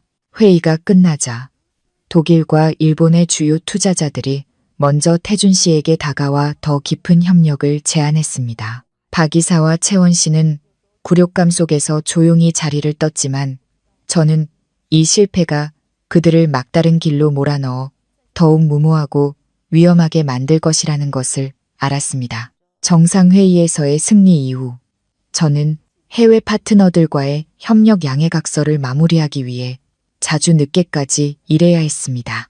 어느 금요일 밤 도시가 잠들고 오래된 골목길이 고요해졌을 무렵 저는 버스 정류장에서 내려 제 오피스텔로 걸어가고 있었습니다. 집으로 이어지는 좁은 골목으로 들어서는 순간 누군가 저를 따라오는 발소리를 느꼈습니다. 시멘트 바닥을 구둣발로 내딛는 소리가 규칙적으로 점점 더 가까워졌습니다. 저는 걸음을 재촉했고 심장이 가슴 속에서 쿵쾅거렸습니다. 갑자기 마스크로 얼굴을 가린 건장한 남자가 어둠 속에서 튀어나와 제 길을 막았습니다. 그는 싸구려 담배 냄새를 풍기며 으르렁거렸습니다. 멈춰, 서지에 맞지. 내가 가진 건 내 것이 아니야. 골치 아픈 일 겪기 싫으면 그 USB 당장 내놔. 소리 지를 생각 마. 아무도 못 도와주니까. 저는 한 걸음 물러서며 가방끈을 꽉 쥐었습니다. 그 안에는 박 이사의 비자금 장부 증거가 담긴 USB뿐만 아니라 강 회장님의 실제 진료 기록까지 들어있었습니다. 남자가 다가왔습니다. 옷 속에 감춘 손에서 위협적인 기운이 풍겨 나왔습니다. 저는 침착하게 대답했습니다. 무슨 말씀이신지 모르겠네요. 이 구역에는 CCTV가 있으니 그냥 가시는 게 좋을 겁니다. 일촉즉발의 순간 저는 태준 씨가 항상 가지고 다니라고 했던 호신용 스프레이가 떠올랐습니다. 저는 재빨리 몸을 피하며 남자의 주먹을 피했고 동시에 스프레이를 꺼내 그의 얼굴에 똑바로 뿌렸습니다. 남자는 고통에 찬 비명을 지르며 칼을 떨어뜨리고 얼굴을 감쌌습니다. 그가 비틀거리는 틈을 타 저는 온 힘을 다해 그의 정강이를 걷어차고 큰 길로 미친 듯이 달렸습니다. 가로등 불빛이 환한 곳으로 뛰쳐나가며 저는 큰 소리로 도움을 외쳤습니다. 다행히 근처를 순찰하던 자율방범 대원들이 소리를 듣고 달려와 주었습니다. 남자는 인기척을 느끼고는 골목 안으로 사라졌습니다. 안전한 곳에 선 저는 떨리는 손으로 태준 씨에게 전화를 걸었습니다. 불과 10분 만에 그는 극도로 걱정스러운 얼굴로 나타났습니다. 그는 제 몸에 상처가 없는지 살핀 후 차갑게 식은 제 두 손을 잡아주었습니다. 태준 씨는 저를 이런 위험에 빠뜨린 자신을 용서할 수 없다고 말했습니다. 그는 즉시 저를 철저한 보안 시스템을 갖춘 그의 가족 소유의 안전한 아파트로 데려가기로 결정했습니다. 이 직접적인 공격은 박 이사가 이제 자신의 길을 막는 자들을 처리하기 위해 조폭까지 동원하기 시작했다는 것을 증명했습니다. 저의 안전은 더 이상 예전 집에서 보장될 수 없었습니다. 저는 태준 씨의 눈에서 결단력과 보호의 의지를 보았습니다. 저는 우리가 단순히 업무상의 파트너가 아니라 선의와 정의를 지키기 위한 생사를 건 전투에서 등을 맞댄 진정한 동료가 되었다는 것을 깨달았습니다. 공격당한 지 며칠 후 저는 세라로부터 예상치 못한 전화를 받았습니다. 전화기 너머의 젊은 목소리는 더 이상 평소의 오만함이 아닌 흐느낌과 두려움으로 가득 차 있었습니다. 세라는 조용한 찻집에서 만나 사과하고 싶다고 간절히 부탁했습니다. 저는 잠시 망설였지만 이내 동의했습니다. 태준 씨가 배치한 경호원들의 비밀스러운 호의 아래 약속 장소로 향했습니다. 세라는 찻집 구석에 앉아 있었습니다. 얼굴은 창백했고 두 눈은 퉁퉁 부어 있었습니다. 제가 들어서는 것을 보고도 박 이사의 조카는 감히 고개를 들지 못하고 테이블만 내려다보고 있었습니다. 세라는 목이 메인 고백으로 이야기를 시작했습니다. 지혜 언니, 저 정말 후회해요. 제가 그저 허영심 때문에 박 이사님을 도와 잘못된 일들을 저지르다니 너무 어리석었어요. 이사님은 저에게 운영 절차상의 오류나 사무실에 공급되는 식자재의 이상한 점들을 모두 눈감아주라고 강요했어요. 지금 그들은 오늘 밤 당장 회장님께 불리한 문서에 서명하도록 강요할 마지막 계획을 준비하고 있어요. 하지만 식중독 사건과 제가 거의 살해당할 뻔한 장면을 목격한 후 세라는 자기 자신이 혐오스러워지기 시작했다고 했습니다. 그녀는 박 이사와 채원 씨가 다가오는 섣달 긋던 밤에 강 회장님을 압박해 모든 핵심 지분을 채원 씨의 투자펀드에 넘기는 서류에 서명하게 할 마지막 계획을 세우고 있다고 말했습니다. 저는 세라를 보며 그녀의 눈물 속에 담긴 진심을 느꼈습니다. 저는 심한 말로 그녀를 질책하는 대신 부드럽게 말했습니다. 세라야, 너는 아직 젊고 배운 것도 많지만 그걸 잘못된 곳에 썼어. 만약 이 회사가 돈밖에 모르는 사람들 손에 넘어가면 수많은 농민들이 벽식 공급원을 잃게 될 거라는 생각은 해본 적 있니? 명예와 마음의 평화야말로 영원히 남는 거란다. 값비싼 시계 같은 건 뜬구름일 뿐이야. 세라는 더 서럽게 울기 시작했습니다. 그녀는 가방에서 작은 검은색 수첩과 또 다른 USB를 꺼냈습니다. 이것은 박 이사가 소액 주주들을 매수하고 저를 해치기 위해 사람을 고용하는 데 사용한 모든 장부 외 지출 증거라고 했습니다. 세라는 자신이 아는 모든 것을 이사회 앞에서 증언함으로써 죄를 씻고 싶다고 말했습니다. 저는 이 중요한 증거들을 받아들며 새로운 힘이 솟아나는 것을 느꼈습니다. 세라의 후회는 우리가 판을 뒤집을 수 있는 결정적인 열쇠였습니다. 저는 세라에게 안전한 곳으로 가 있으라고 조언했고 박 이사의 보복으로부터 그녀를 지켜주겠다고 약속했습니다. 찻집을 나서며 저는 즉시 태준 씨에게 연락했습니다. 우리는 이제 악의 소굴에 마지막 일격을 가할 충분한 무기를 갖추게 되었습니다. 이 싸움은 곧 끝날 것이고 선의는 싹을 틔우기 시작했습니다. 섣달그 밤, 도시는 새해를 맞는 음악과 화려한 불빛으로 들떠 있었습니다. 하지만 그룹 본사 최고층 회의실 안에 공기는 긴장감으로 가득했습니다. 박 이사와 채원 씨는 의기양양한 표정으로 나타났습니다. 테이블 위에는 그들이 공들여 준비한 핵심 지분양도 계약서 초안이 놓여 있었습니다. 그들은 태준 씨가 더 이상 물러설 곳이 없으며 독극물의 정신이 망가진 강 회장님이 자신의 사업에 사형 선고를 내리는 서류에 서명할 것이라고 믿었습니다. 박 이사는 헛기침을 하며 날카로운 목소리로 말했습니다. 이사회 여러분, 회장님께서는 너무 지치셨고 더 이상 그룹을 이끌 만한 총명함이 남아있지 않습니다. 수많은 직원들의 미래를 보장하기 위해 채원 씨의 투자 펀드의 경영권을 이양하는 것이 현 시점에서 유일하게 올바른 선택입니다. 그녀가 말을 마치자마자 회의실의 무거운 나무 문이 활짝 열렸습니다. 태준 씨가 마치 거대한 산처럼 당당하게 들어섰고 그의 옆에는 바로 강 회장님이 계셨습니다. 비밀리에 진행된 해독 과정과 특별한 보살핌 덕분에 강 회장님은 본래의 위엄을 되찾으셨습니다. 회장님의 두 눈은 총명함과 분노로 빛났고 오랫동안 자신을 해쳐온 사촌 동생을 똑바로 쳐다봤습니다.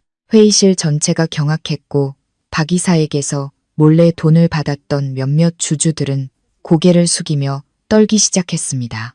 저는 태준 씨 바로 뒤를 따라 모든 진실이 담긴 USB를 들고 들어왔습니다. 수십 명의 대주주들 앞에서 저는 박 이사의 개인 계좌로 흘러들어간 수십억 원의 횡령 내역, 회장님의 음식에 독극물을 섞은 증거, 그리고 지난 정상회의에서 허위 데이터를 조작한 음모까지 모든 자료를 스크린에 띄웠습니다. 눈물 가득한 얼굴이지만 단호한 목소리로 세라가 증인석에 섰습니다. 그녀는 박 이사가 자신에게 강요했던 모든 잘못된 행위들, 즉 계약서 조작부터 보안팀 매수까지 모든 것을 또렷하게 증언했습니다. 박 이사가 반박하려 했지만 경제범죄수사팀 경찰관들이 그 자리에서 긴급 체포 영장을 낭독하자 그녀의 목소리는 목구멍 속으로 사라졌습니다. 박선영 씨, 우리는 수집된 데이터를 기반으로 당신의 재무비리와 강민석 회장님의 건강에 불법적으로 개입한 혐의에 대한 충분한 증거를 확보했습니다. 당신의 모든 그룹 내 활동은 수사를 위해 잠정 중단될 것입니다. 저희와 함께 가시죠. 채원 씨는 굴욕감 속에 끌려나갔고 박 이사는 모든 야망이 물거품이 되었음을 깨닫고 의자에 주저앉았습니다. 그녀의 늙은 얼굴은 잿빛으로 변했습니다.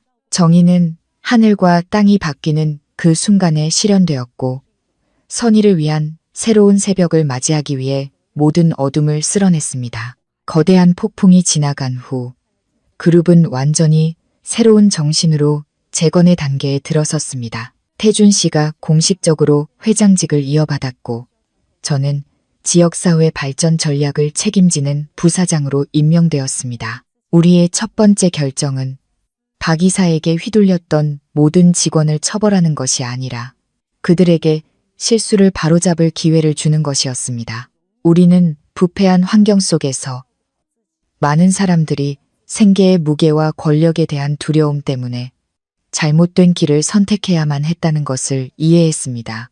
이러한 관용은 그룹 전체의 충성심과 열정을 다시 불러일으켰습니다. 세라는 뉘우치는 태도와 중요한 증거를 제공한 공로를 인정받아 저의 보증으로 집행유예를 선고받았습니다. 그녀는 고향으로 돌아가 자신이 가진 농업 지식을 활용해 농민들이 새로운 형태의 벽시, 협동조합을 만드는 것을 도왔습니다.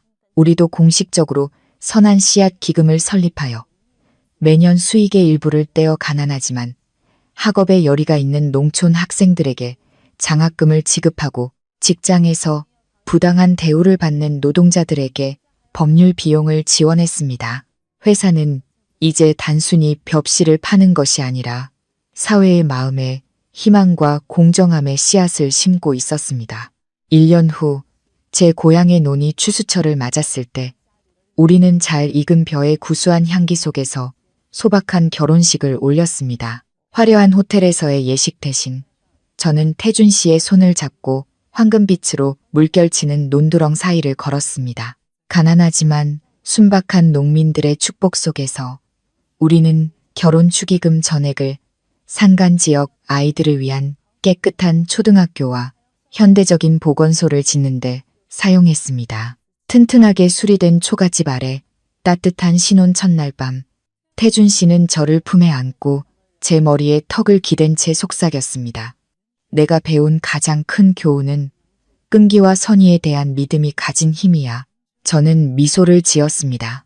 심장이 평화롭고 행복한 박동으로 뛰는 것을 느꼈습니다. 우리는 앞으로의 인생에 여전히 많은 도전과 또 다른 싸움이 남아있다는 것을 알았습니다. 하지만 진실한 사랑과 맑은 결심으로 오늘 우리가 심은 선한 씨앗들은 분명 굳건하게 자라나 평생토록 풍요롭고 행복한 결실을 맺을 것입니다. 이 이야기는 진정한 능력과 청렴함은 결국 부패와 영고주의를 이긴다는 것을 가르쳐 줍니다. 용기와 결합된 선의는 잘못된 것을 바로잡고 더 나은 미래를 건설할 수 있음을 보여줍니다. 가장 가치 있는 자산은 돈이나 권력이 아니라 떳떳한 양심과 당신을 따르는 사람들의 신뢰입니다. 여러분은 지혜 씨처럼 부당한 상황에 맞서 자신의 신념을 지켜본 경험이 있으신가요? 여러분의 이야기를 댓글로 공유해 주세요. 오늘 이야기가 마음에 드셨다면 좋아요와 구독을 눌러주시고 마음정거장 채널에 더 많은 감동적인 이야기를 기대해 주세요. 시청해 주셔서 감사합니다. 다음 영상에서 다시 뵙겠습니다.